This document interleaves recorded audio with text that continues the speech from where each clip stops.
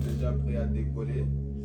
Donc sans plus tarder, j'aimerais juste rappeler à quelqu'un que 2 Timothée 3,16, ça nous dit que toute écriture est inspirée de Dieu et utile pour enseigner, pour convaincre, pour corriger, pour instruire dans la justice, afin que l'homme de Dieu soit accompli et propre à toute bonne œuvre. Amen. Donc j'aimerais te dire que l'enseignement que nous allons avoir aujourd'hui, it's not for granted. Ce n'est pas pour rien, mais il y a un but que Dieu veut faire dans ta vie. Donc ça peut venir dans ta vie comme une incorrection, mais j'aimerais que tu sois ici, tu sois présent pendant que l'homme de Dieu sera en train de nous parler. Donc sans plus tarder, je ne vais pas prendre beaucoup de place, beaucoup de temps, beaucoup de son temps. Donc on va juste acclamer pendant qu'il s'approche.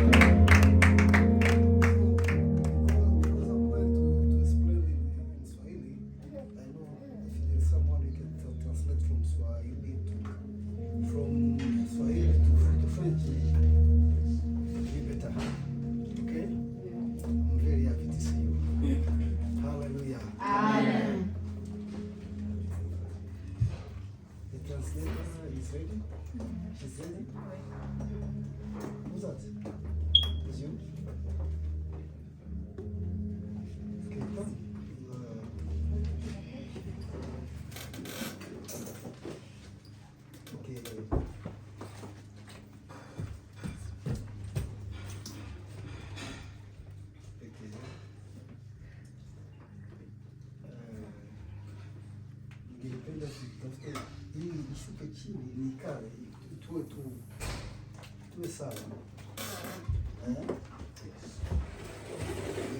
tuwe bien, we feel at home, okay?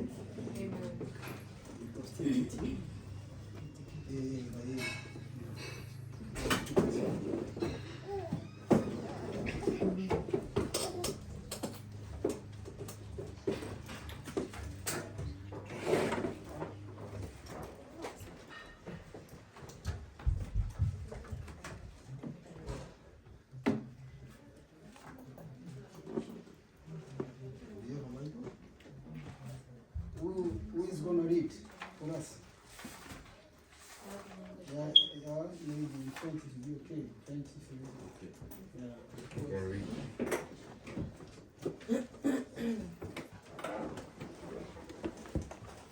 Yes.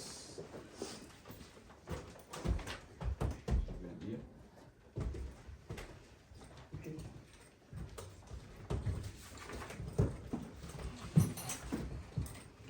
Okay, you're welcome. Karibu. Okay.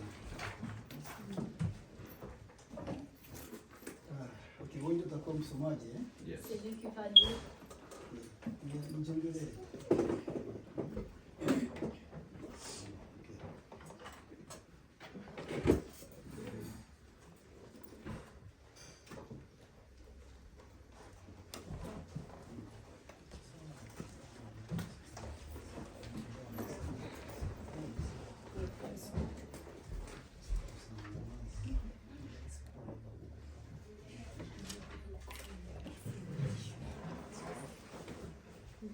Haleluya. Amen.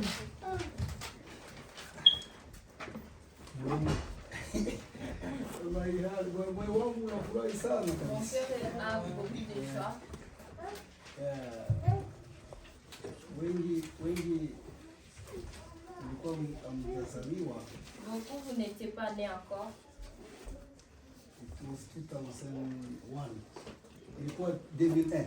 C'était en 2001. Nilikuwa mchungaji wa vijana. Il était pasteur de la jeunesse. Sasa na jina yenyewe nilipatia bajeni yenyewe nilikuwa naongoza. Et le nom qu'il avait donné aux jeunes qui guidaient. Hivi ni sawa? Okay. Yeah. Sitapiga fuyo sana ikipanda. Juu mimi naanza kupanda pale.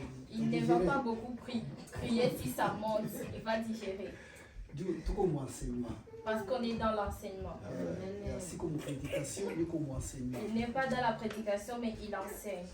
Na maisha ya mtu, maisha ya Mkristo Et la vie des chrétiens, inakomaa ça grandit muenseignement. dans les enseignements. Na kanisa lenyewe liko na mafundisho ndio linakuwa linakomaa sana. Et l'église qui a des enseignements, c'est l'église qui grandit beaucoup. Kuliko mahubiri. Par rapport à la prédication. Kwa hiyo nilikuwa nasema kundi lenyewe nilikuwa naongoza. Il disait que le groupe de jeunesse qu'il guidait, tunaita grain de sénévé. Ils appelaient ça grain de sénévé. Manake hiyo au ka grain kanakuwa kadogo. Ça veut dire que ces graines étaient très petits. Lakini ndio mti mkubwa sana duniani pote. Mais c'est une grande arbre dans toute la terre. Ouais, na nikiwaona mwe. Et quand ils vous voient vous, na waona kuwa watu wa mtakuwa na kuwa watumishi wakubwa sana msiku za leo. Ils voient comme vous allez grandir et être des grands serviteurs de Dieu.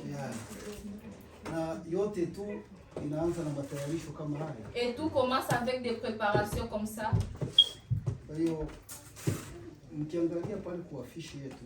Si vous regardez sur notre affiche, pako pa titre ni nazungumzia kwamba sisi ni wafanyakazi pamoja na Mungu. Le titre veut dire que nous, on est des travailleurs avec Dieu.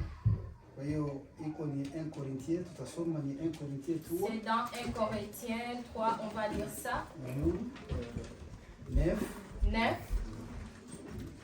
Zile afishe mlishangaa, uliona ile afishe? Vous avez vu tous l'affiche. Lakini sasa utaongezea kidogo 10 na 11. Tu vas un peu augmenter 10 et 11. On peut s'élever pour lire la parole. Nous lisons 1 Corinthiens 3, verset 9 à 11. Car nous sommes ouvriers avec Dieu.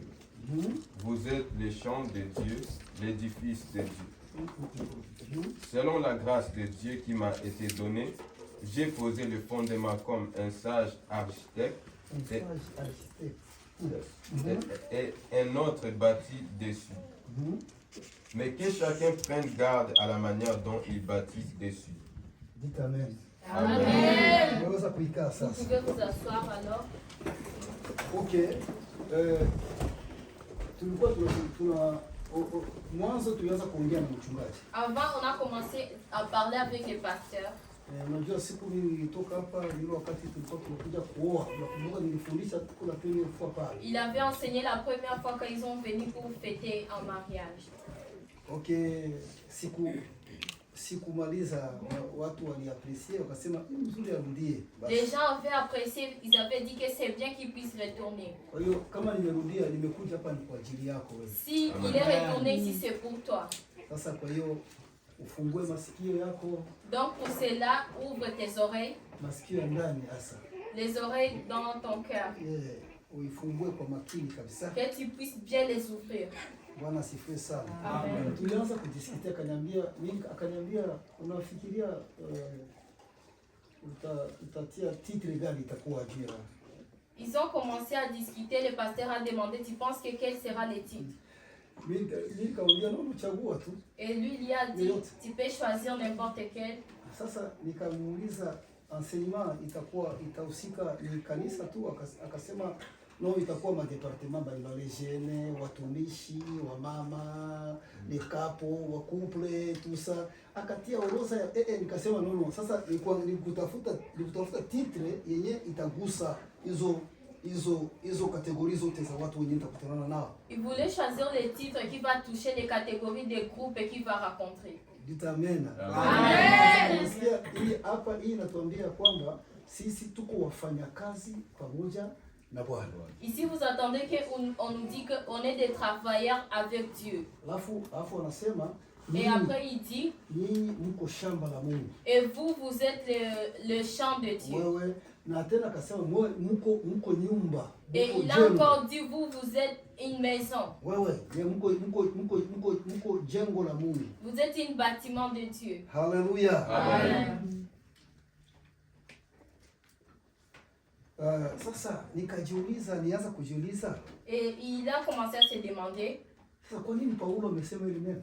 Pourquoi Paul avait dit cette parole? Ndio mafundisho sasa. C'est ça les enseignements alors. Mafundisho ni observation. Les enseignements, c'est l'observation. Wakati unasoma neno, Lorsque tu lis la parole, unaanza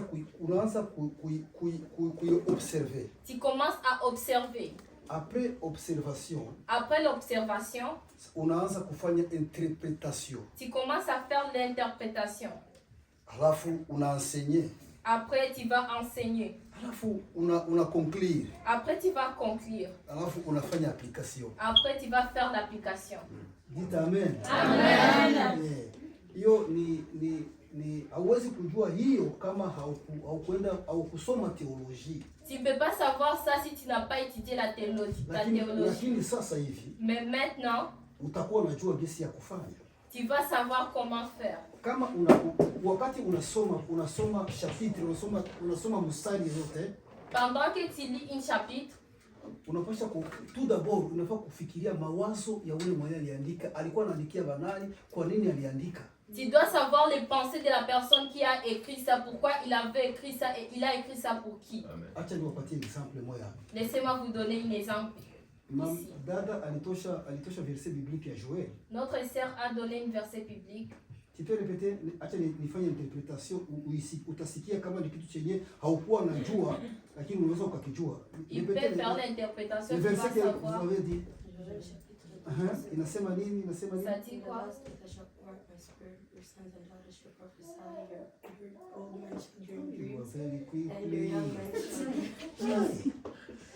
Tu es tellement rapide.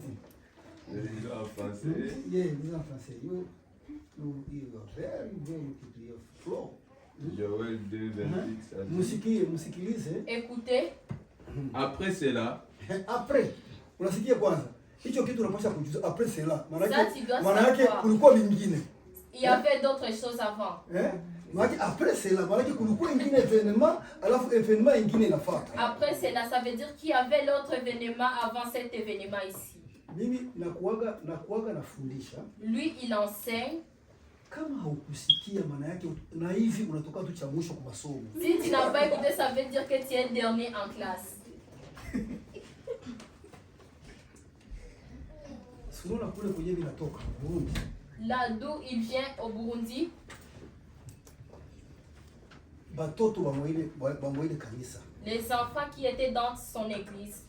Bote bako mu niveau ya kuwa capable ya kuweza kufundisha. Et tous ils étaient dans le niveau d'enseigner. We shall sing, you can look the chair for our pastor. No, we are there. Okay.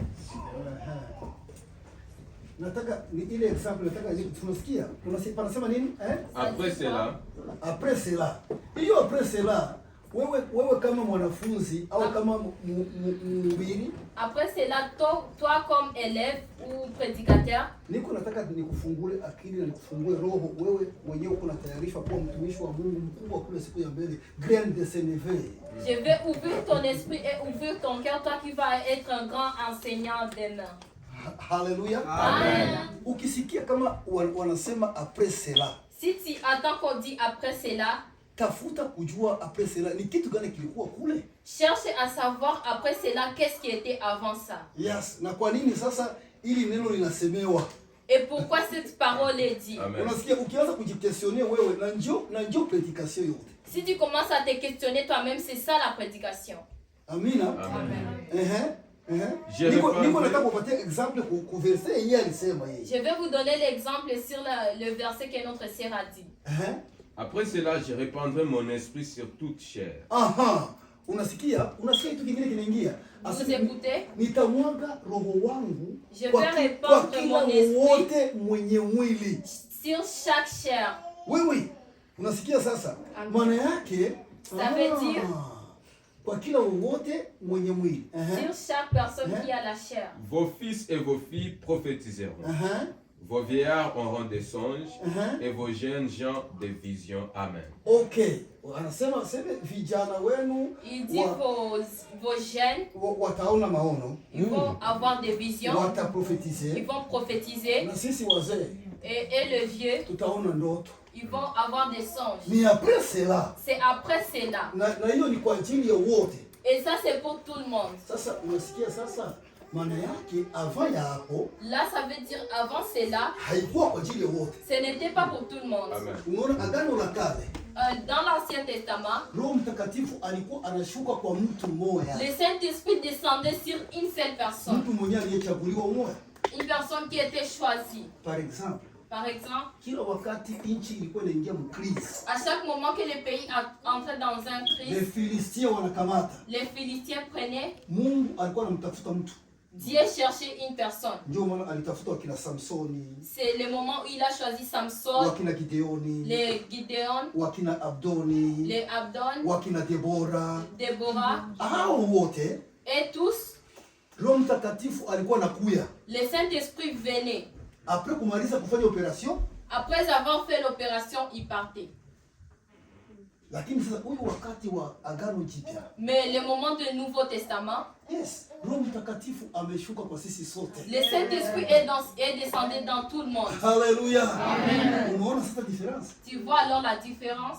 Si tu comprends, you understand what I'm just saying. Tu comprends Unaona alors? sasa, après cela, Après cela, haiko tena kwa mtu mmoja, ce n'était plus pour une seule lakini ni personne. kwa wote waliomwamini Bwana Yesu. Mais c'est pour tout le monde qui croit en Huyo Roho Jésus. Mtakatifu amemwagika kwao, Le Saint-Esprit est descendu en eux. mabinti wa vijana wasichana wote. Les hommes, les femmes, vous tous. Nilisikia nataka kupasuka huko ndani, nasikia mko mnanena kwa lugha hapa ndani. Il voulait exploser quand il a entendu que vous parlez en langue. Unanijua alishaka mwangika.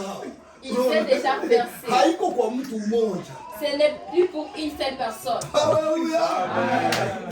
Voilà, usitende prédication kaka hiyo verset. J'attends que c'est une prédication de ce verset. Haleluya. Amen. Ndio maana kama haukusikiaga hapa hautasikiaga fasi. Ça veut dire que si tu n'as pas écouté ici, tu vas écouter nulle part. Haleluya. Amen. Tunaplonger mneno, tunaingia mneno. Parce qu'on va plonger dans la parole. Tunaingia kabisa. On va vraiment entrer. We enter deeply. On va entrer au profondeur. Haleluya. Amen. Sasa ndio tuingie sasa. On va alors entrer. Ile somo ya ile ambaye amesoma hapa ya titre yetu ya conference yetu. Cette parole qu'il a liée à propos de notre Na conférence. warudisha pourquoi sasa alisema hivi Paulo iko anaambia kanisa la Korinto. On va alors vous dire pourquoi Paul a dit aux églises des Corinthiens. Alikuwa anawaambia no, anawaambia pana. Il les disait non. Sisi sote ni wafanyakazi pamoja na Mungu. Nous tous on est des ouvriers avec Dieu. Maana yake nyinyi mko shamba la Bwana. Ça veut dire que vous êtes les champs de Dieu. Na mko nyumba ya Mungu. Et vous êtes la maison de Dieu. Kwa nini alikuwa anawaambia hivyo? Pourquoi il disait cela? Kuna watu walimtumia message. Il y avait des gens qui l'avaient envoyé des messages. Wanawaambia Paulo. On disait à Paul.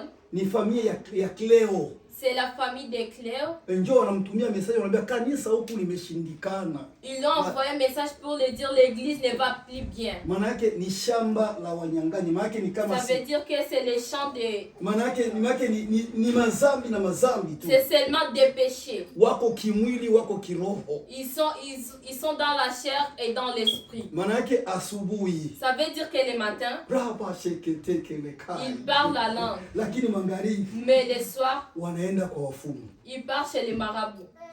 Unaona sasa? Mambo kama yale unasikia mtoto garçon un jeune garçon, ametembea na mama yake mdogo, il a marché avec sa mère. Manake wanakula chakula chenye wameraguza kwa wafumu tu vitu vya Il mange la nourriture qui a été parlée chez les marabouts. Na pakaingia fanatisme mukanisa. Et le fanatisme est entré dans l'église. Kanisa likajidivize. L'église s'est divisée. Wamoja wakasema sisi tuko wa Paulo. Les uns ont dit nous appartenons à Paul. Wengine wanasema wako wa Apollo. Et les autres disaient qu'ils sont à Paul. Et Apollo.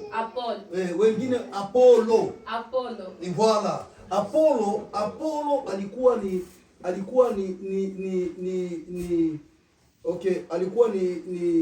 ni mhubiri.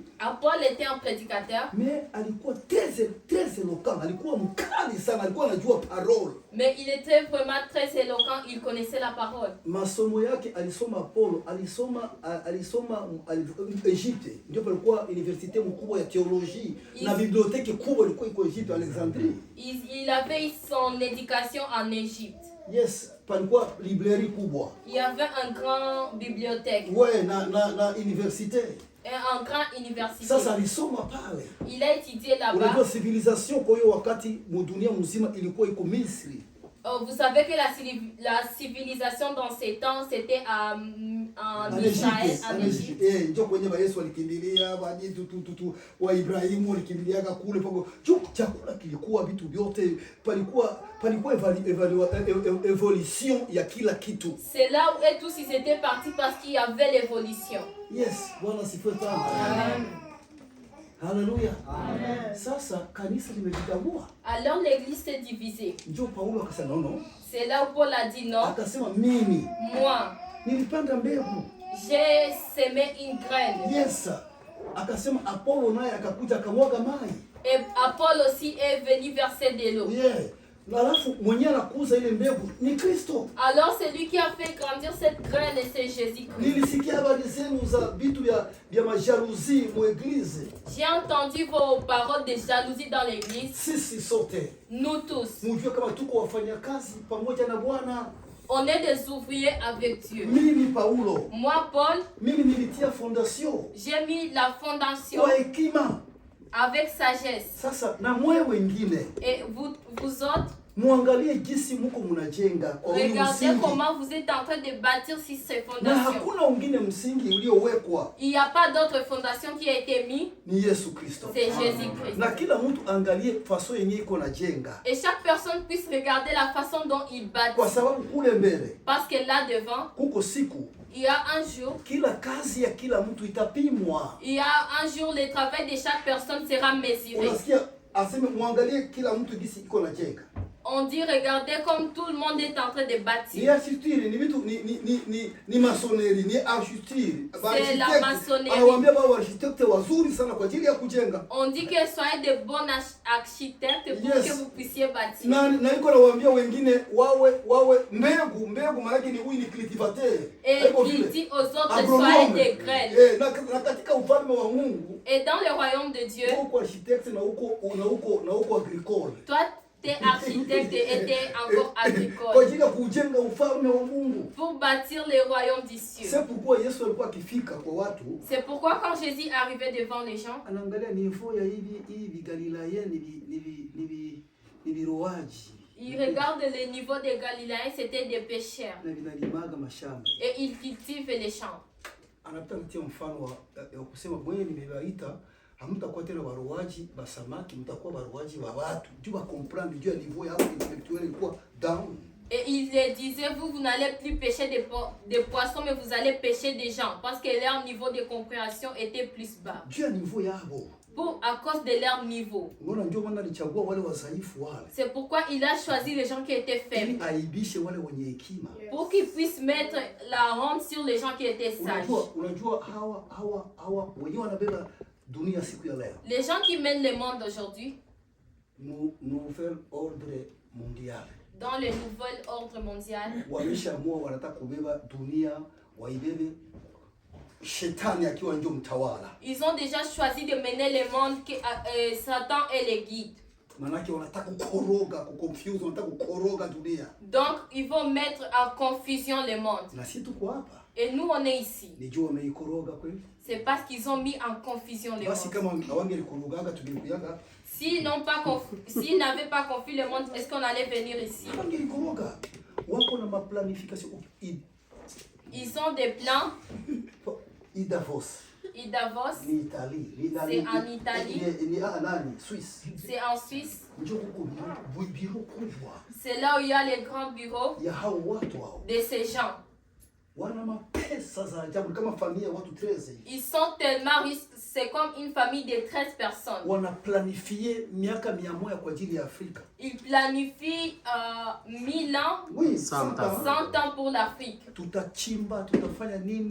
Ils vont creuser, on va faire ça.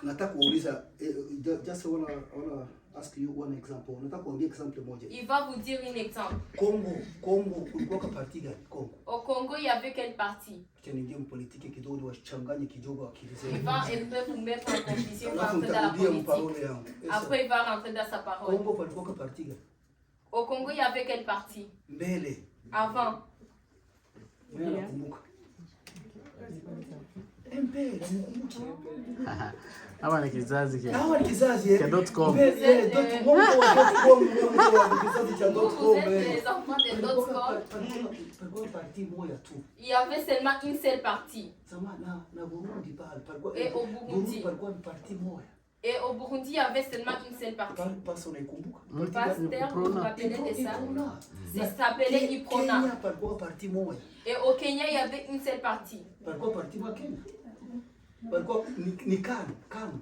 Ça s'appelait Kan. Une seule partie. Lorsqu'ils ont choisi le nouvel ordre mondial, ils ont fait rentrer le monde dans le multipartisme. Ça veut dire que le monde a beaucoup de partis. Les pays, ils ont beaucoup de partis. Et puis ça devient la concurrence. Les autres vont dire non aux autres. Et ça, ils vont entrer dans la forêt. Et après, ils vont se rebeller. Et ils se rebellent. C'est la guerre. Et si ça devient la guerre, on va partir au camp.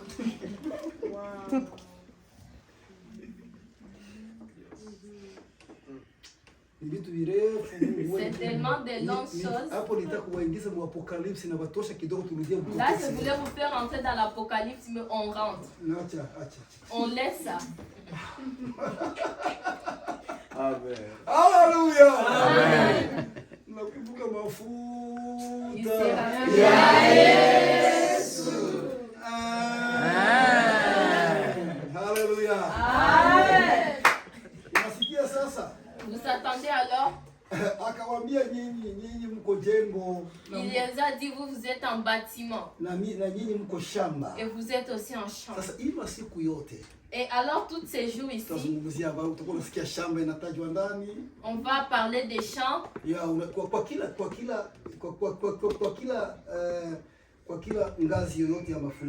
Dans chaque département des enseignements. Que le nom de l'Éternel soit loué. On va entrer alors dans la parole.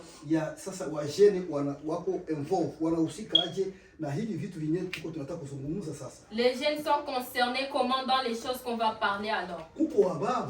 Il y a les papas, il va parler avec eux.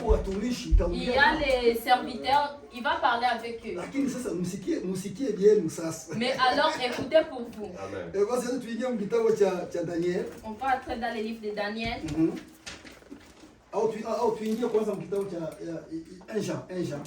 entrer d'abord dans 1 Jean.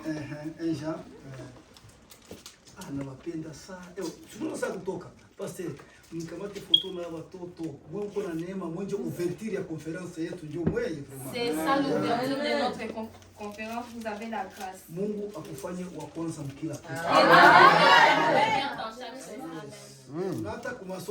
Même à l'école, il n'y a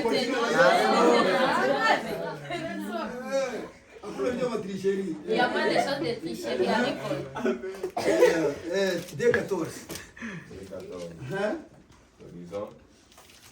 Je vous ai écrit, Père, parce que vous avez connu celui qui est dès le commencement. Anawaandikia Yohana barua, anawaambia wazazi. Wewe niliwaandikia kwa sababu mnavijua, mnajua tangu mwanzo. Il dit aux parents, je vous ai écrit parce que vous connaissez les choses d'avant. Mnamjua tangia mwanzo. Vous les connaissez depuis avant. C'est qui, c'est Jésus? Ni nani ni Yesu. Kwa jina la Yesu. Au nom de Jésus. Kila goti litakunja. Chaque genou va fléchir. Kwa jina la Yesu. Au nom de Jésus. Vipofu wanaona. Les aveugles vont voir. Kwa jina la Yesu. Au nom de Jésus. Les lépreux wanatakasika. Vont être propres. Wafu. Les morts wanafufuliwa. Vont se ressusciter. Yesu unamjua wewe baba. Jésus, tu le connais toi, Père. Je vous ai écrit, jeunes gens. Les jeunes gens, c'est Dieu moi. Oui, les jeunes, c'est vous. Sikiliza message yako sasa. Écoute ta parce que vous êtes forts. Vous êtes forts. Sema je suis fort. Dis je suis fort. Que personne ne puisse t'intimider, t'es fort. Tu peux te retrouver avec une personne dehors. Même et peut-être tu es en train de conduire. Là-bas chez nous, dans les routes, il y a des roulages. Il peut t'intimider. Que personne ne puisse t'intimider. Satan ne t'intimide pas. T'es fort. Alléluia. Vous voyez comme Dieu te voit. Je veux que tu puisses d'abord te reconnaître que tu es fort. Même si tu entres dans l'école, sache que tu es fort. Ne sois pas comme tu ne te connais pas. Il faut qu'une personne, s'il veut venir te fiancer, qu'il puisse savoir que tu es fort. Est-ce que uko fort kweli? Est-ce que tu es vraiment fort? Au mtu akikwambia je t'aime, et moi aussi je t'aime. Ou si une personne te dit je t'aime, tu dis et moi aussi je t'aime. Non. Non. Il faut mtu kwanza anatulia anaangalia nitaingilia wapi nitokea kwa ule mtoto mwanamke. Il faut qu'une personne puisse regarder où est-ce que je vais entrer chez la jeune fille là. Uko fort. Tu es forte. Hallelujah. Amen. Hallelujah. Amen. Ya pili. Deuxième. Et que la parole de Dieu demeure en vous. Sikiliza, uko fort. T'es fort. Na parole. Et la parole de Dieu. Iko, il a demeuré, uko ça demeure en toi. T'as ça. Hallelujah. Amen. Nilifuata jinsi mko mnaongoza ibada. J'ai suivi comment vous avez guidé l'équipe ici. Nikafurahi. J'étais vraiment content. On a donné le verset biblique. Vous donnez des versets bibliques. Alafu mnaingia en prière. Et vous entrez dans la prière. Maana yake uko na parole na ndani ça parole veut dire que tu as la parole en na toi. unaishi parole. Et tu vis la parole. Hallelujah. Amen. Uko fort. Tu es fort. Na uko na parole. Et tu as la parole. Sasa en kitu toi. gani kitakukanga wewe? Alors qu'est-ce qui peut t'intimider toi?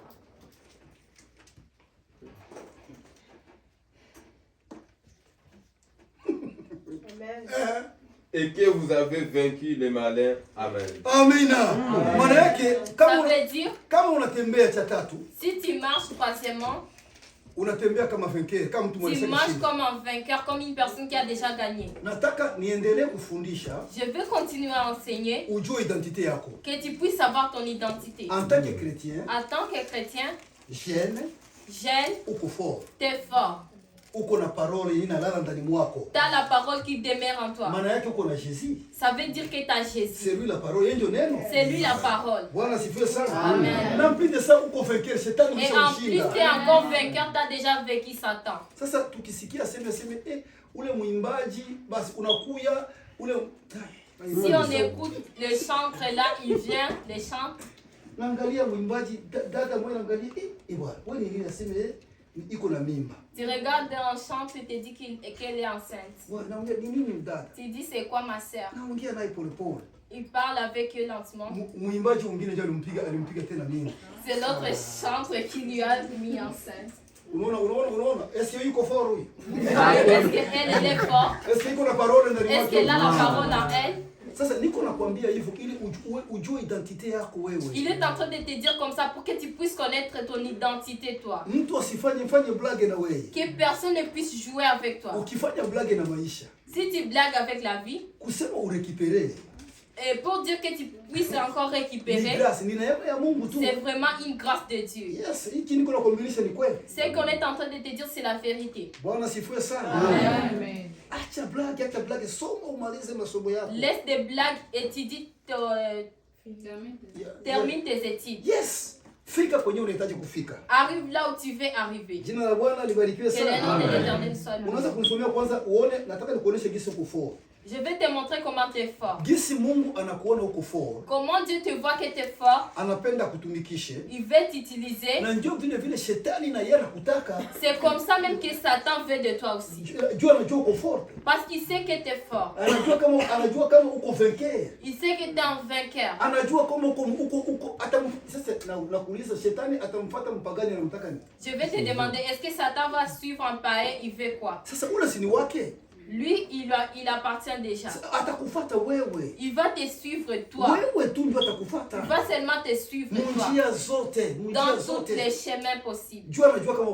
Parce qu'il sait que tu es fort.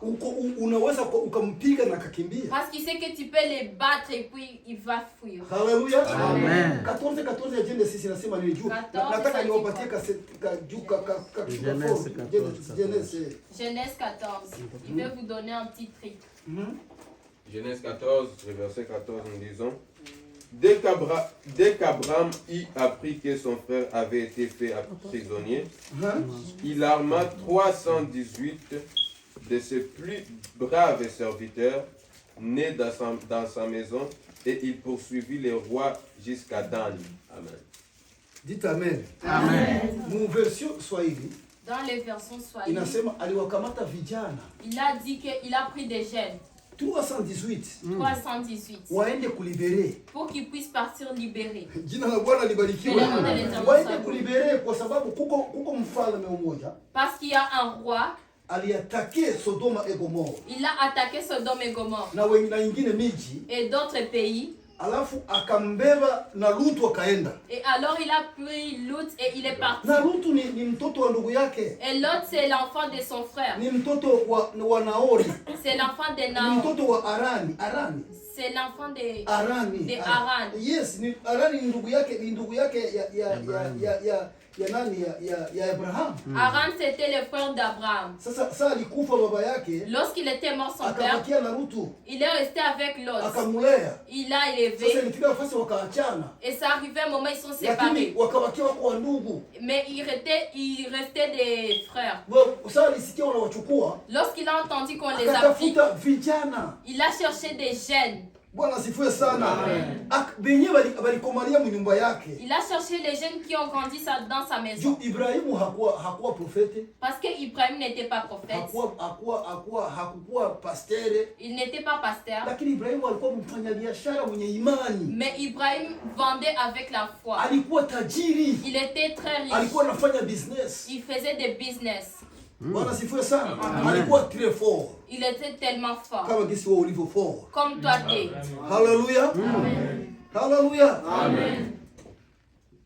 Sasa uniambie identité yako ya kwanza uko nini? Dites-moi ton première identité c'est quoi? Ya tatu? Troisième. Vainqueur. Ouais.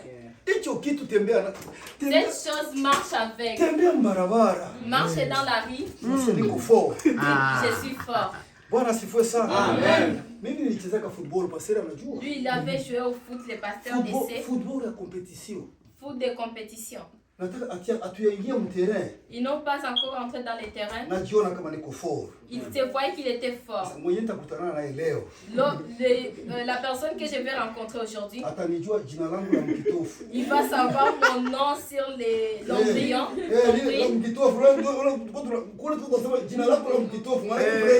Son nom qui était sur, qu'on lui a donné sur l'embryon.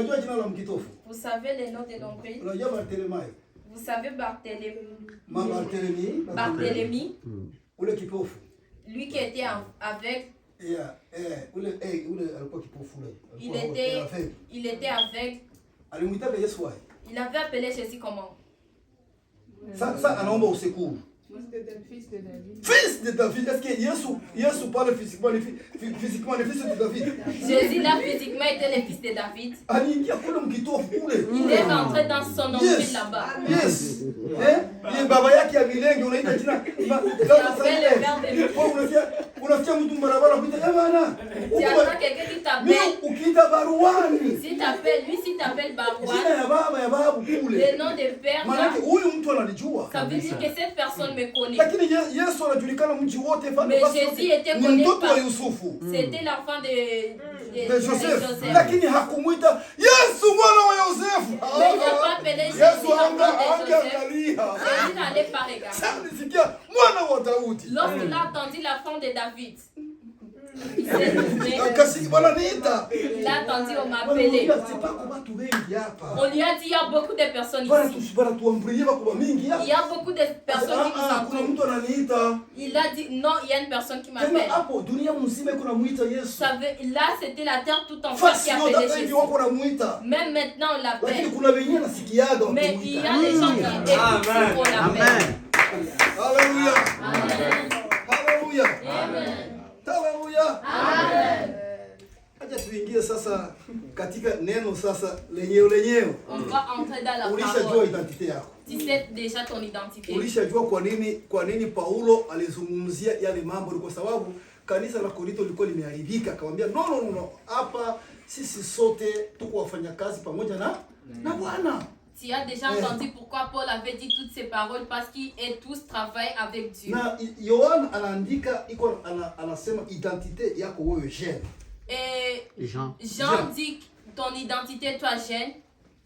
Anakuambia gisi ulivyo wewe. Il te dit comment tu es toi. Na hivyo vitu vikikala hapa mwakili na vinekala na mroho. Et si ces choses-là restent dans ton cœur et dans ton cerveau, utaona victoire maisha. Tu vas voir la victoire dans la vie.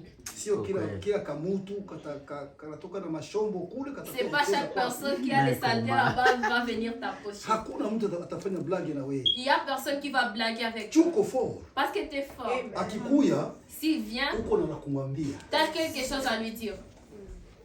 Chuko na parole. Parce que tu as la parole en toi. Hallelujah. Amen. Hallelujah. Amen. Yes. Wanasema mpumbafu. On dit l'idiot. C'est quoi? Pumbafu ni nini? Hiyo iko vrai sensé. L'insensé. Unamshikaka mu sensé wake. Tu lui prends avec son insensé. Yes, unaona? Kijuju unamshikaka mu ujuju. C'est lui qui est idiot, tu lui prends avec ses idioties. Wewe unamaliza university. Toi tu termines l'université. Mtu mwenyewe hakufika hata 6e njoo anakupatia mimba. Une personne qui n'est même pas arrivée en 6e, c'est lui qui va t'enceinter. Kule mu Afrika tunaonaka vitu mama. Là-bas en Afrique on voit des choses, mon Dieu. Bwana sifiwe sana. Amen. Niko na fille wangu mwa hivi. Il a sa fille. Inake Rebecca Metusela. Il s'appelle Rebecca Metusela. Metusela c'est moi. C'est lui Metusela.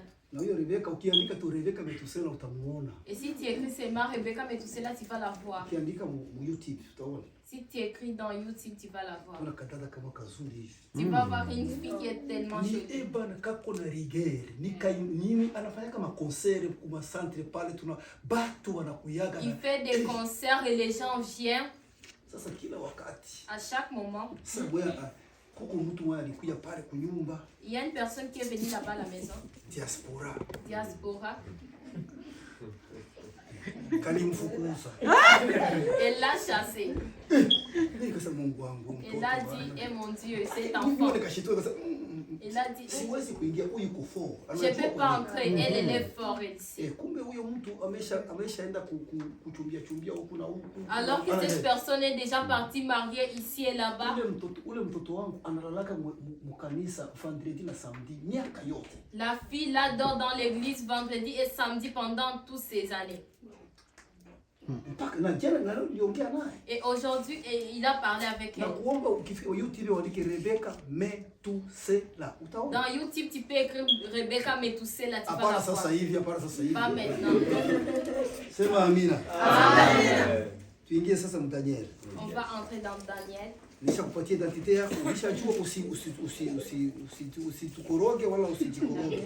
On t'a déjà donné ton identité, ne sois plus confuse. T'es fort.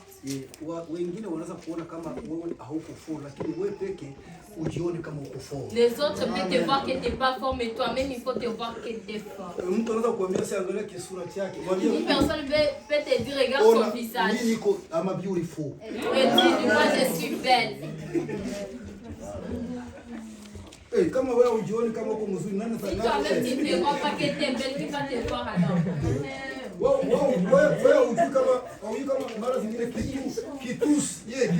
ne sais pas que les injures, une personne peut te dire regarde son visage et ça te blesse. Et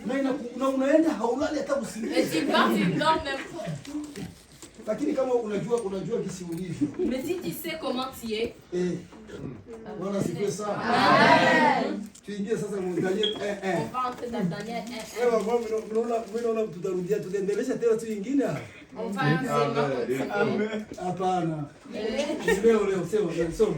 Daniel 1:1. Non, commencez à 3 tout combo muda. Le roi donna l'ordre à Ashpenaz, chef de ses eunuques, d'amener quelques-uns des enfants d'Israël, des races royales. Des enfants d'Israël, c'est nous, hein? C'est vous, n'est-ce pas? Les enfants. En Swahili, on dit les jeunes. C'est quelle version? Ok. Des enfants d'Israël, des races royales. Mwenye anataka kufanya sikila critère zake. Manake Nebukadnezar, il avait des critères. Nebukadnezar alikuwa ni roi wa Babylone. C'était le roi de Babylone. Kisha alienda kukamata déportation, kukamata majuif, akaenda kukamata mateka akawapeleka Babel. Il est parti chercher les juifs et les a menés à Babel. Unajua utajiri wa mfalme. Vous savez la richesse d'un roi. Économie inapandaka kama iko na watu wengi. L'économie monte s'il a beaucoup de personnes. C'est pourquoi unasikia 10 millions itaenda au Canada, 20 millions itaenda en Amérique. 10 millions va partir dans des pays différents. Non, ni système yenyewe ilikuwa depuis zamani. C'est un système qui était depuis longtemps. Lui, il dirigeait toute la terre. Il n'y avait pas de machines.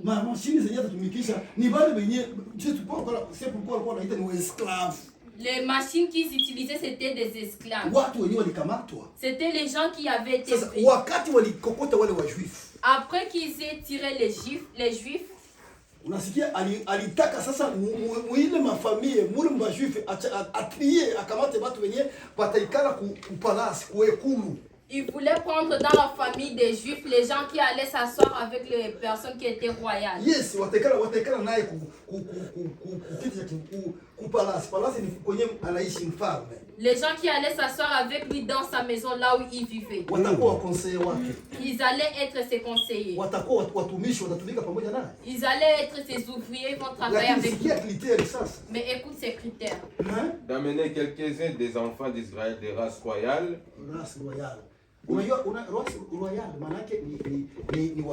Vous savez, race royale, c'est des gens royaux. L'Israël s'était divisé en deux. Dans un certain moment.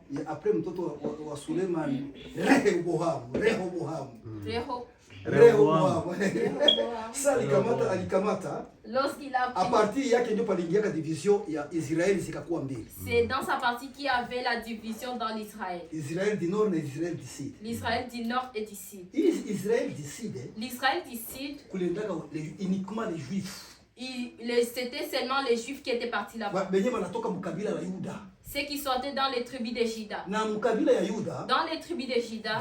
D'après prophétie ya baba yabo Yakobo. D'après la prophétie de leur père Jacob. Les sacerdoces royaux, le service royal. C'était des sacerdoces royaux. Na Walevi. Et les Lévites. Le service sacerdoce. C'était les services des sacerdoces. Yes, unaona, ni makuhani. Sasa yeye hapa anasema anataka là il disait anataka wenyewe wanatoka mkizazi cha ufalme. Il voulait les gens qui venaient des gens royaux. Manake na wenyewe walipelekwa kama déportation. Même ceux qui étaient amenés en déportation. Ni Israël du Sud. C'est l'Israël du Sud. Oui, 586. En 586 avant la naissance de Jésus. On les a amenés. Lorsqu'ils sont arrivés là-bas, il a dit allez sélectionner.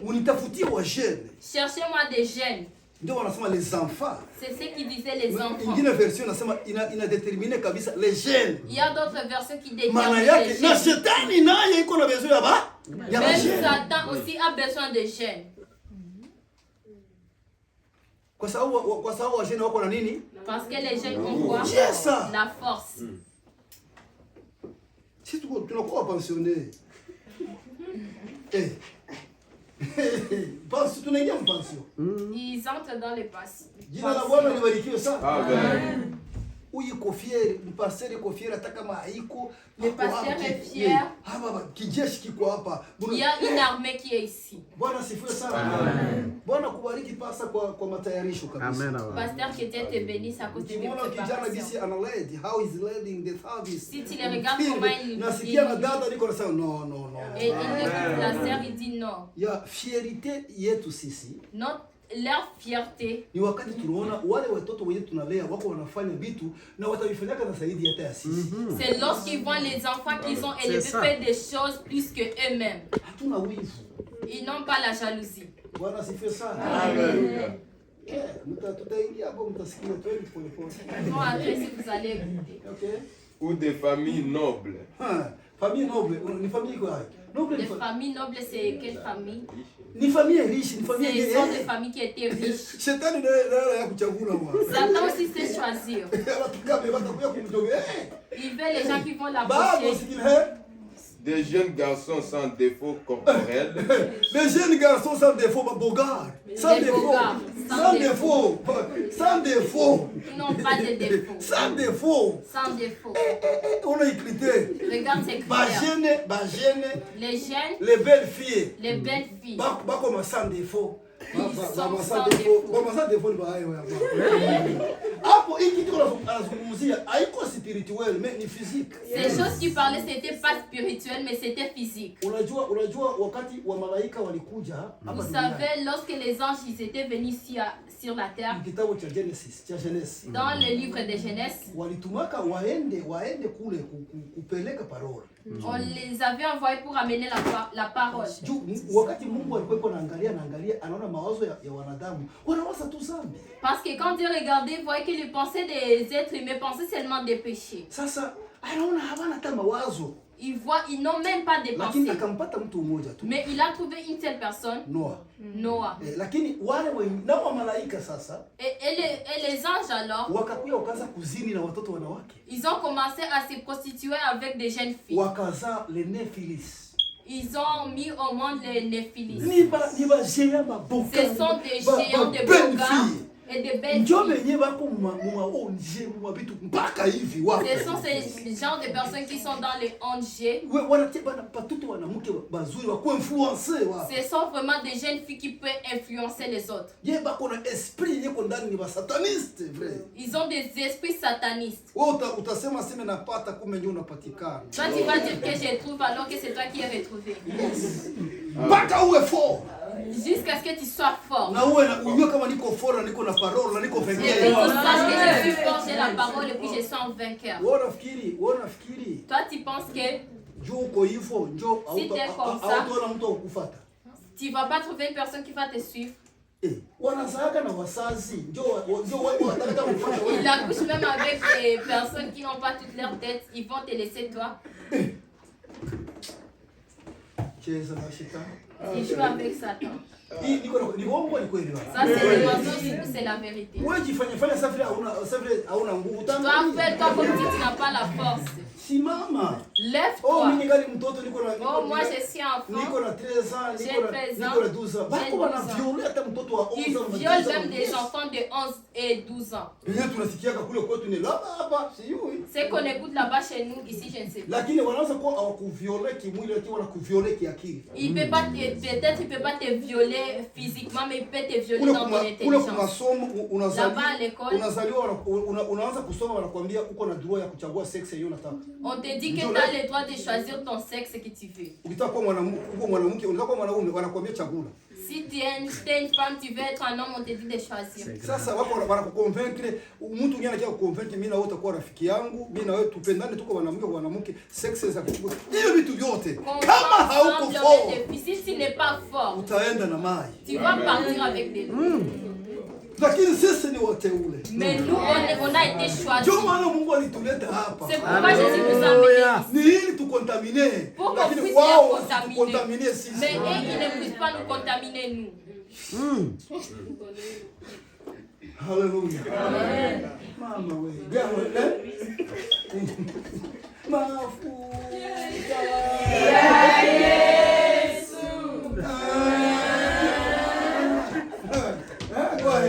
Beau de figure. C'est qui les critères? Écoute d'autres Beau critères. de figure.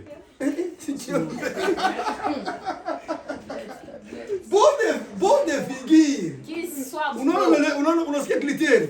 Tu entends des Benye yeye critères? anataka Nebukadneza. C'est que Nebukadnezar Basikuwe voulait na tache. qu'ils n'ont pas Ba de tache, bien qu'ils soient bien, la figure. et leur Beau de figure, figure. qu'ils soient beaux de figure. Mbona tunaweza kuwa tuko na roho yenyewe kwa bio lakini tuko na sura yenyewe kwa sasa mkali. Lakini mule ndani tuko bie. Mais on peut avoir des beaux cœurs et Unaona des kriteria ya Mungu haiwezi kuwa vile. Les critères de Dieu ne sont jamais comme ça. Mungu anaangalia njoro. Dieu regarde les cœurs.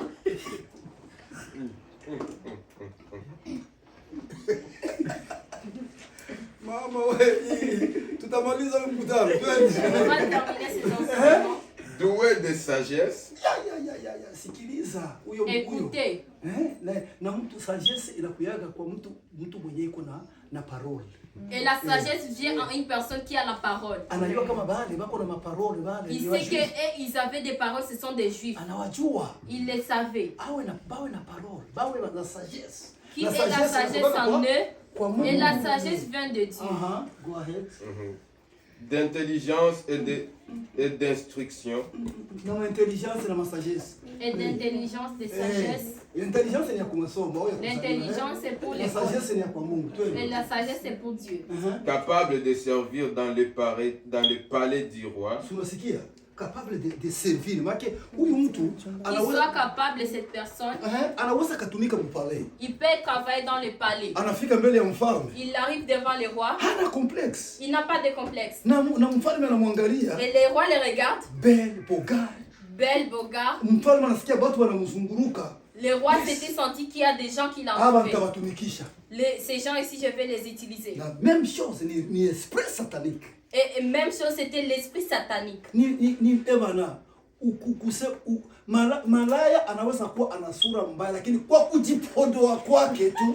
Un prostitué peut avoir un visage qui est laid mais en se maquillant. Akipiga vipodozi. Si seulement il se maquille.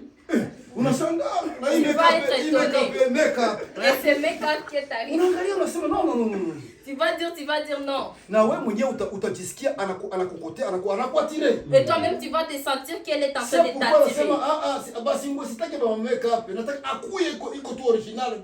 Il est beauté de naissance. C'est pourquoi il dit que je ne veux pas de make-up, je veux qu'il soit original, beauté de naissance.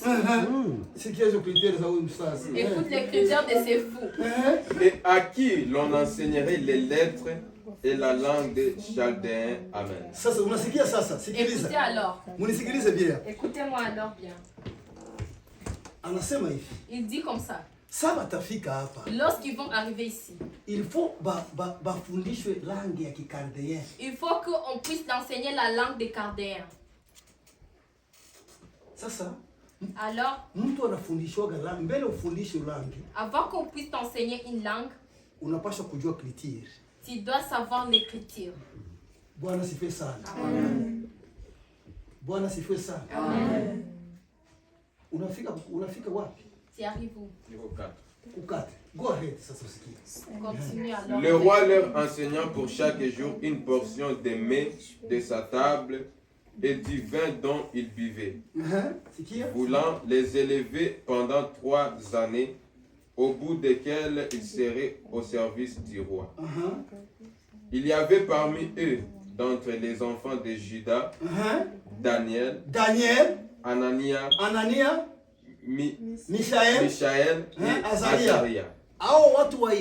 Ces 4 personnes walikuwa ndani ndio wenyewe walikuwa sélectionnés wale watu walichagua wote au wakaingia ndani. Ils étaient parmi les gens qu'on avait sélectionnés. Daniel, Anania, Mishaël et Azaria. OK? Wow, sasa walikuwa ndani yao. Et eux aussi ils étaient parmi, ils étaient parmi. Unafika combien? Tu arrives. Ah, ni wajeunes, C'était des jeunes. 6.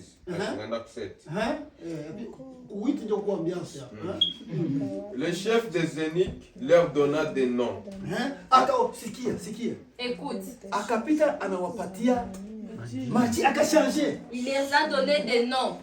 Il a changé. Continue. Le nom à Daniel, celui de Belshazzar. Tu connais la signification de Belshazzar? Belshazzar ni miungu ya kule, ni dragon. Belshazzar c'était des dieux, des dragons. Mungu mwanamke mwenye anasekilize ile royauté ya Nebukadnezar. C'était un dieu qui était femme qui sécurisait la royauté de Nebukadnezar. Bwana sifiwe sana. Akampatia hilo jina, unasikia klitiri, bafundishe lugha kwanza. Wakishajua lugha, tuwashanje na majina, wajiadapte na zile miungu. On va d'abord les enseigner la langue, après avoir enseigné, on va leur changer des noms. Alafu sasa ndio watanitumikia bien, ndio tuko mconnexion pamoja na wao. Et alors ils vont travailler bien pour moi parce qu'on sera en connexion avec eux. C'était là même dans le palais royal. Il y avait d'autres là-bas. Il y avait des féticheurs, des astrologues. Ils étaient là-bas. Ils regardaient des choses avec les étoiles. Ils voyaient que ces gens-là ne suffisaient pas. Il faut qu'il l'augmente pour qu'il y ait de puissance, qu'il y ait la force. Mais il ne peut pas avoir la force comme toi. Toi, tu es fort. Parce que tu as la parole. Et Jésus dit, et qui ont la parole, c'est et qui sont mes enfants. Amen. Anania, celui de Shadrach. Mishaël, celui de Shadrach. Shadrach, ni mungu wa line. C'est le dieu de la ligne. Yes, wanaabudu Mungu line. Ils adoraient le dieu de la ligne. Bwana sifiwe sana. Amen. Yes, Shadrach ni mungu wa line. Shadrach c'était le dieu de la ligne. Yes sir. Mishaël, celui de Meshach. Meshach ni mungu wanaabudu Mungu wa Venus. C'était le dieu de Vénus. Bwana sifiwe sana. Wagiriki wanakuwa wanaabudu Jupiter. Les Grecs et ils adorent les Grecs et ils adorent les dieux de Jupiter. Ce sont des planètes qui sont là-bas en haut. Ouais, les planètes. Et Azarias, celui d'Abdenego. Azarias ni Abdenego, ni Mungu moto. C'est le dieu feu. Bwana sifiwe sana. Amen. Bwana sifiwe. Amen.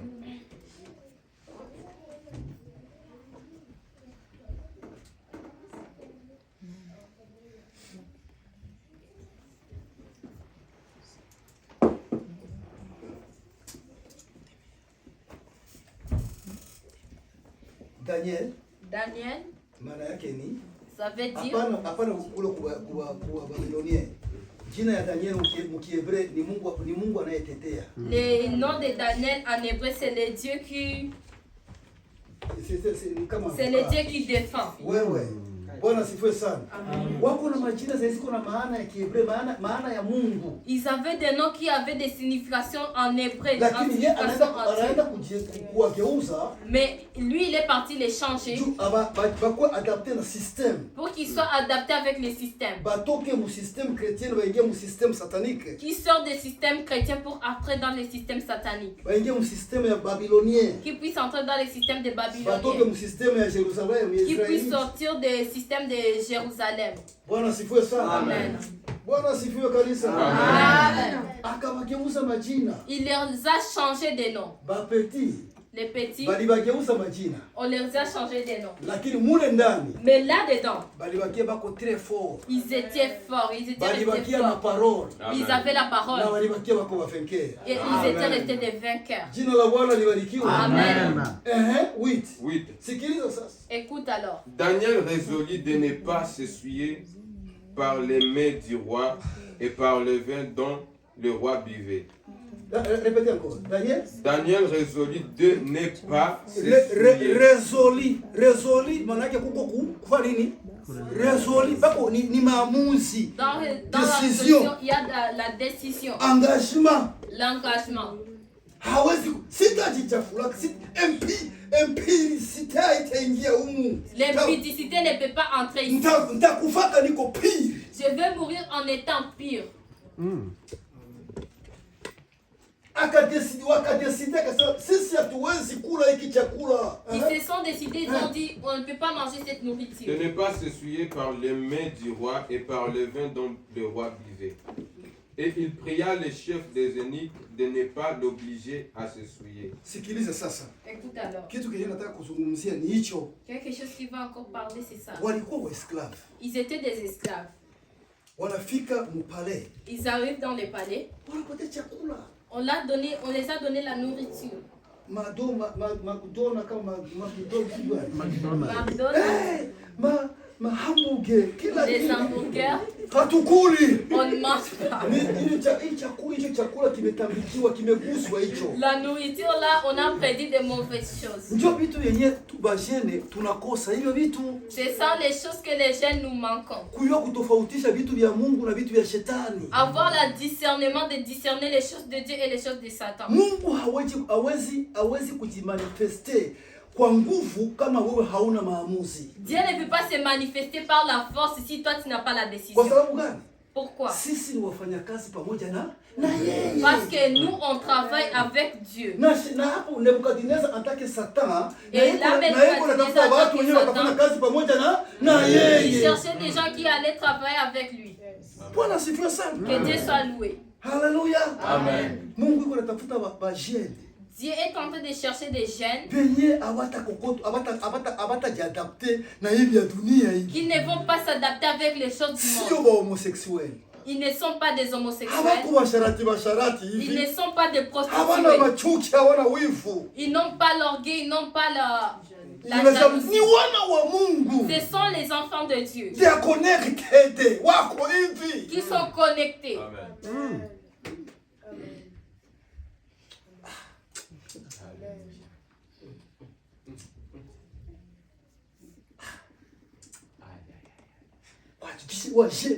Les jeunes.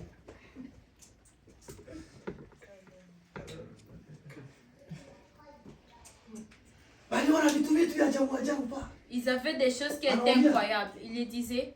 Ashpenaz. Non, on ne peut pas manger. Non, on ne peut pas manger ça. On va manger les blés. Yes, la bouillie. Yes, la bouillie. On va vivre par la bouillie. Que le nom de l'Éternel soit loué. Pendant 3 ans, ils ont vécu en vivant la bouillie. D'autres, ils sont partis pour devenir. Ils étaient dans les palais. Eza malade. Eza makwiti, mavitu gani madini. Et les autres là, ils avaient dit l'impudicité ne veut pas entrer. Les autres là vont rentrer dans les boîtes. Ils vont rentrer dans des copinages. Mais nous, Bwana yangu atanijuaga mpaka tunaingia naye mnyumba yangu. Mon mari va me connaître jusqu'à ce que j'entre avec lui dans la maison. Niko na dada moja pale jina lake Sandrine. J'ai une sœur là-bas qui s'appelle Sandrine. Huyo dada nilimtoshaga mkabare. La sœur là on l'avait enlevée dans les bars. Beautiful girl.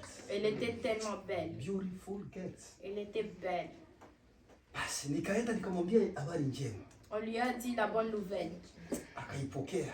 Elle a réussi ça. Kakuya kwa église. Elle est venue à l'église. Basi akarudia kunyumba, aliaokoka. Elle est rentrée à la maison. Nikarudia kwenda kumuona kunyumba. Il est rentré encore le voir à la maison. Nikiingia kunyumba yake. Quand il rentre dans sa maison, nakutana yuko na kichupa cha pombe pale. J'ai trouvé qu'il avait une bouteille de bière là-bas. Anakijongeza. Il laisse.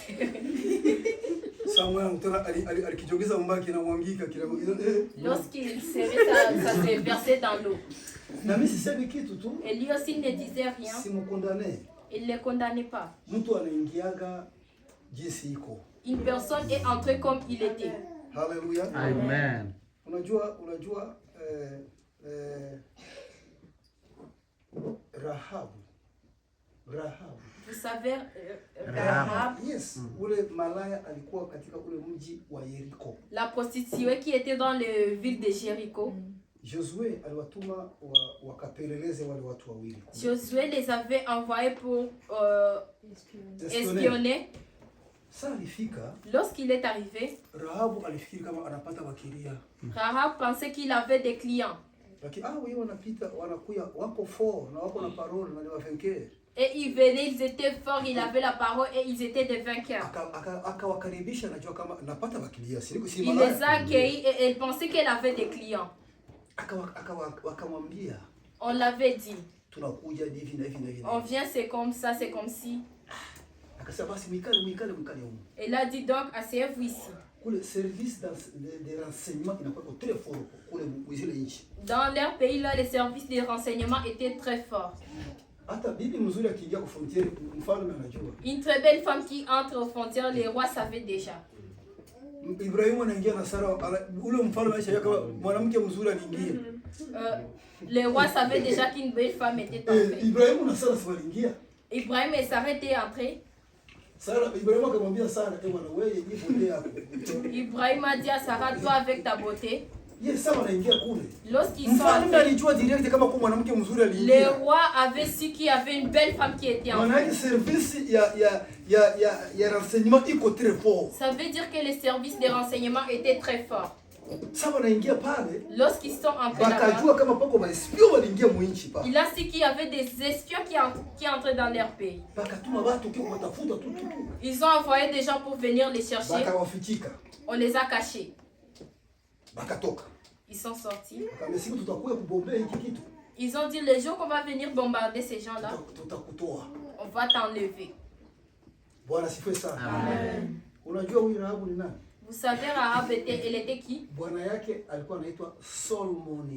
Son mari s'appelait Solomon.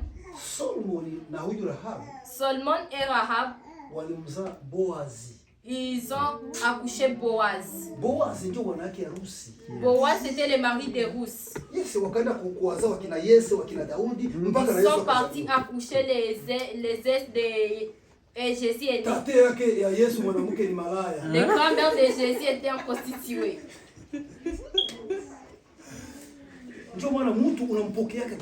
C'est pourquoi tu dois accueillir une personne telle qu'elle est. Tu ne sais pas qu'est-ce qu'elle va devenir demain. Même Ruth. C'était une personne de Moab. Ils adoraient des... Ils adoraient des petits dieux. Des idoles. Amen. Mais lorsqu'il a suivi Naomi, ton Dieu, il sera mon Dieu. C'est ça le changement. Là où tu vas dormir, moi aussi je vais dormir là-bas. Ta tombe, ce sera aussi ma tombe. Alors qu'elle aussi elle est la grand-mère de Jésus. Amen. Hallelujah. Amen. Hallelujah. Amen. Hallelujah. Amen. Oh Seigneur. Sasa. Alors, nataka usome. Je veux que tu puisses lire. Ndio tunaenda mconclusion. Nataka usome C'est là où il va partir en hapa buku 1. Tu vas lire 15 na 20 wasikie. Sasa ilifika sasa wakati wa mfalme anasema mbo balete sasa wale watu.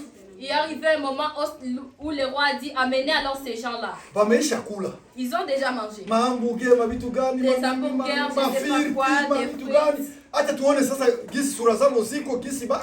on va alors voir leur visage, comment ils sont. Ok, go ahead. Au bout de 10 jours, ils avaient meilleur visage et plus d'un bon point. C'est tous les jeunes. Vous êtes en train d'écouter, suivez. 10 jours tout. Dans seulement 10 jours,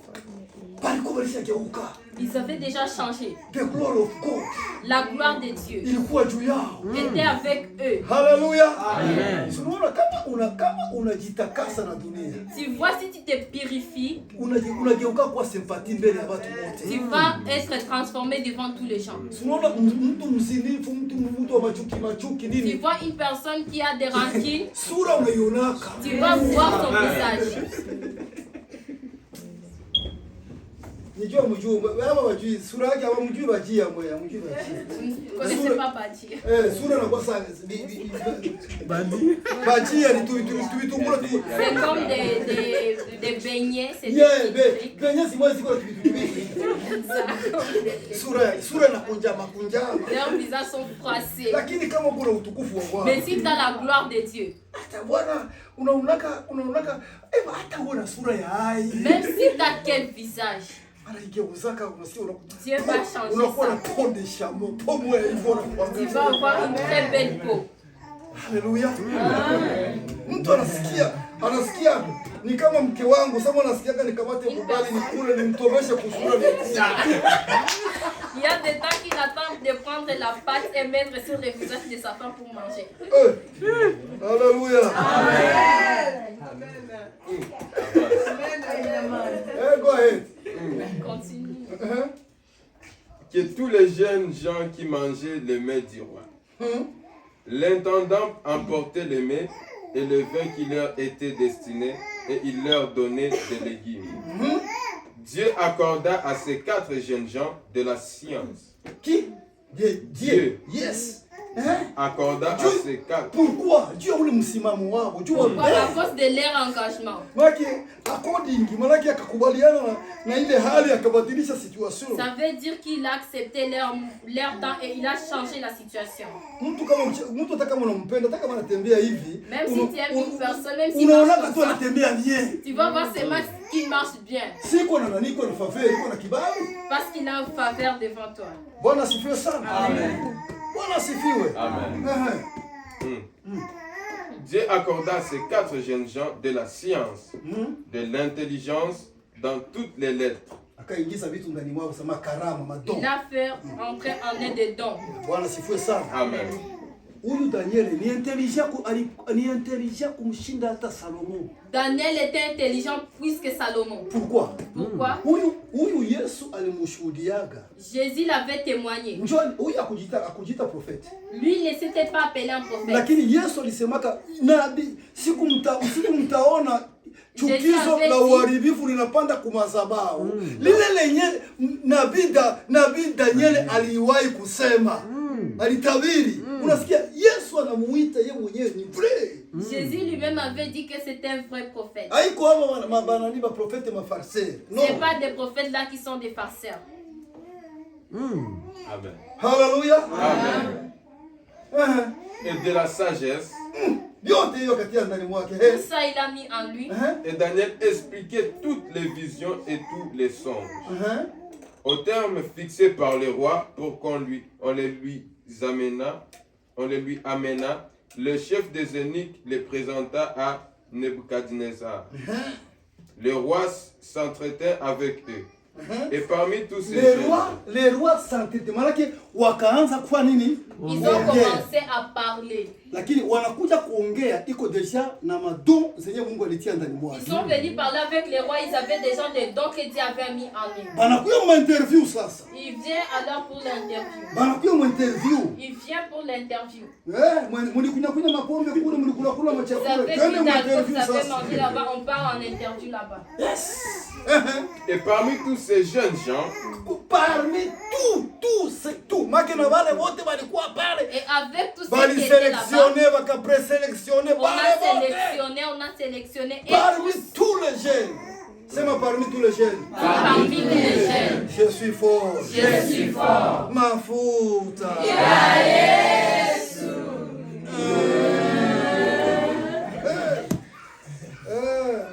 Tutabaua wazee wakitutesa sisi wajeni. Amen. On va tuer ces vieux, nous les jeunes. Yes. Il ne s'en trouva aucun comme Daniel, Maman. Anania, Michaël et Azaria.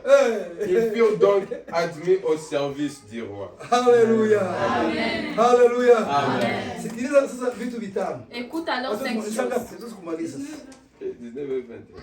Ilikuwa mbali eh? Et 30. Sasa kuko vitu vitano hapa. Il y a 5 choses ici.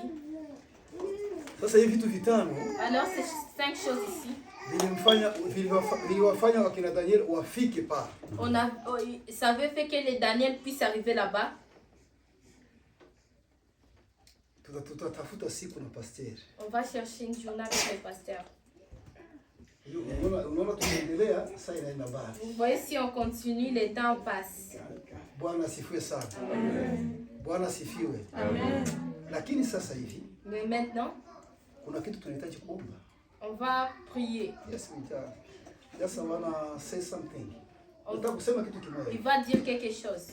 Kuna wakati mtu Il y a un temps une personne, kitu chenye kuna katalaga usikifanye. les choses que tu refuses, tu ne vas pas faire. Unakutanaga ulikifanya. Tu te trouves que tu fais ça. Sans le savoir. Sans le savoir. Unakutana umeingia mwelele. Tu vois que tu es entré dans l'erreur. Hicho kitu kinaweza kinamfanya mtu kinakufanyanga kuwa hata esclave wa hicho kitu. Ces choses-là te fait même devenir l'esclave de ces choses même. Nataka siku ya leo.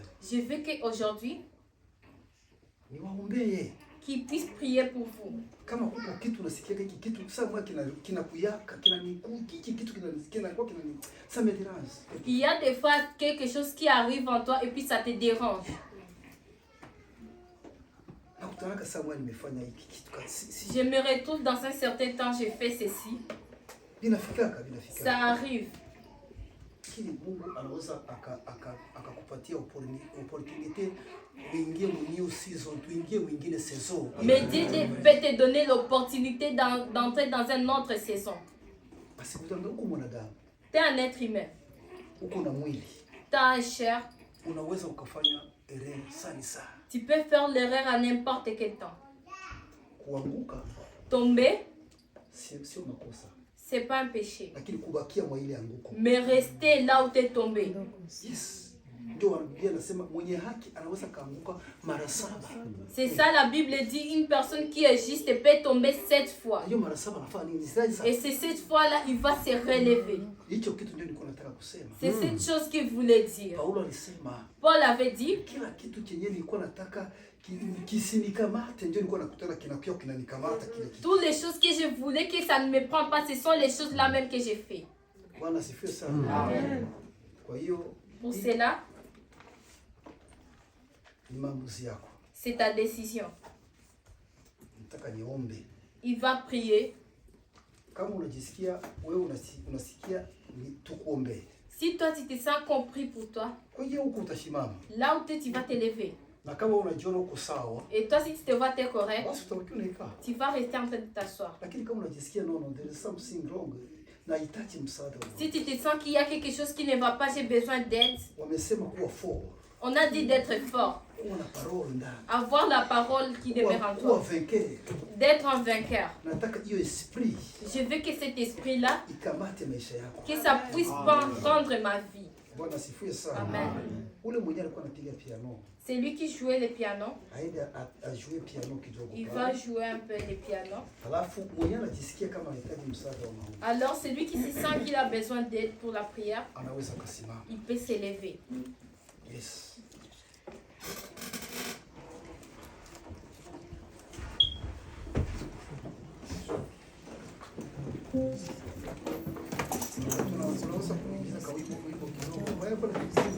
Tu peux nous donner une petite chanson?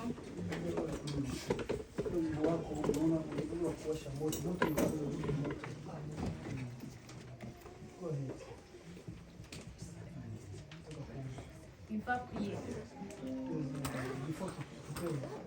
Avant de prier. Que ta présence en moi devienne réelle. Que ta présence en moi devienne papa. Je veux une autre dimension de toi. Que ta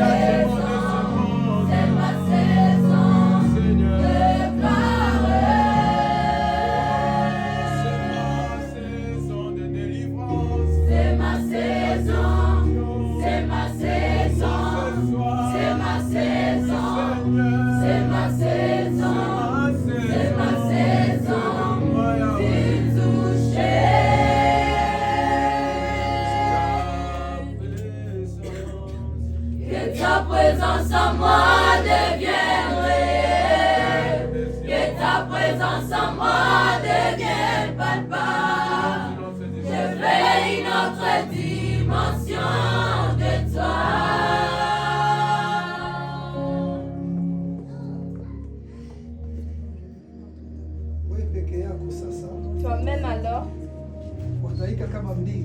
dans 2 minutes, tu vas dire à Jésus, fais-moi une personne très forte et que tu puisses encore me remplir de ta parole, que ça puisse rester dans ma vie. Tu vas dire à Dieu, toi tu as été vainqueur à cause de moi. Et fais-moi aussi un vainqueur.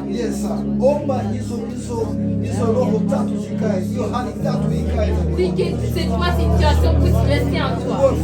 Que tu sois fort. Que tu aies une fille de parole. Et que tu sois un vainqueur dans toutes choses.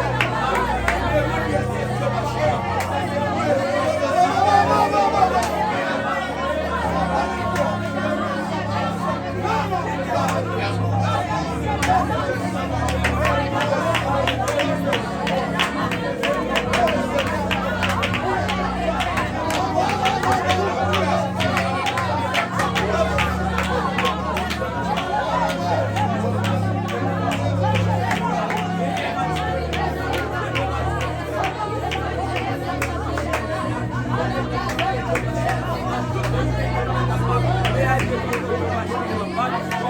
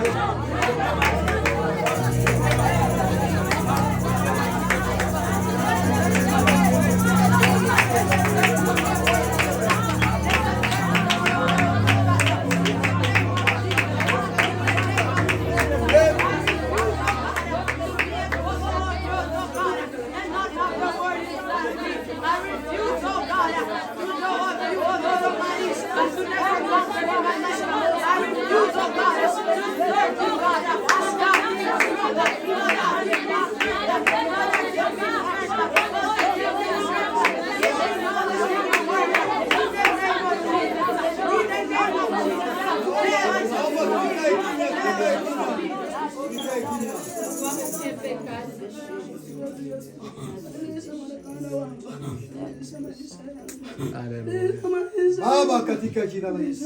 Oh yes. Nakata kila kamba. Every yoke.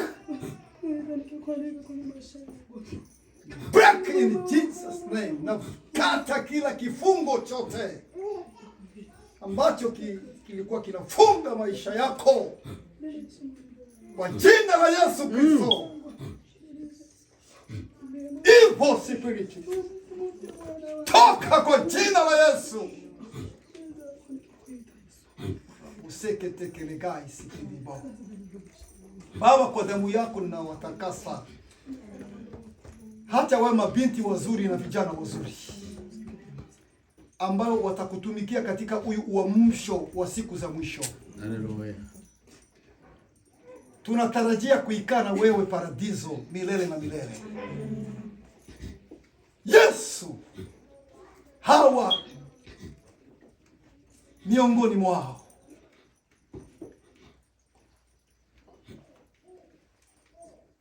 na watumishi wako Papa, rehema zako zimwagike kwa wingi. Wabarikiwe waingiapo na wabarikiwe watokapo. Kila kitu kinachowashika kiwachilie kwa jina la Yesu. Jina la Yesu. Neema yako itembee pamoja nao. Walinde na kila mitego ya ule mwovu shetani. Kamilisha identite ndani ya maisha wao. Wao washindi. Wao wenye nguvu katika kila jambo. Baba, tunasema asante. Sifa ni zako na utukufu ni wako. Ni katika jina la Yesu Kristo wa Nazareti. Amen.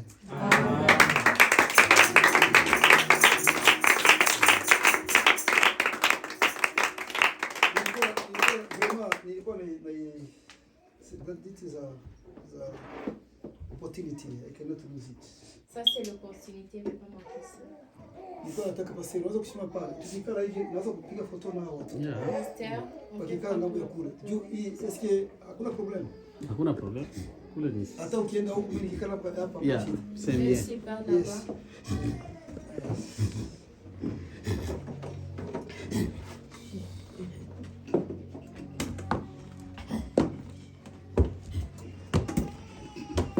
Msaidie huyo.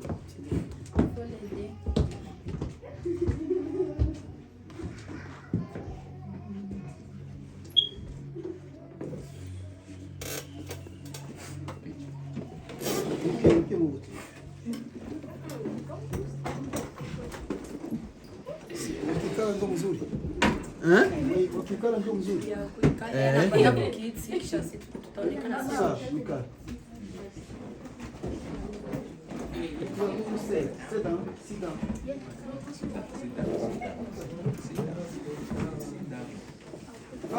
Zingine fasi ziko huko.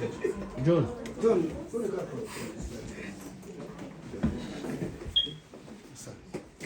No, utakala tu. Na mimi nikae. Ndio sawa. Basi sasa kila mtu sikii. Sawa? Hivi?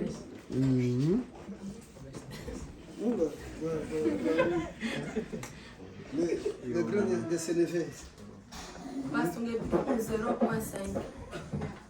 Yeah, ndiko niko. Sasa hii utaituma kule kwa kunani yangu. Ni souvenir ya watoto hii.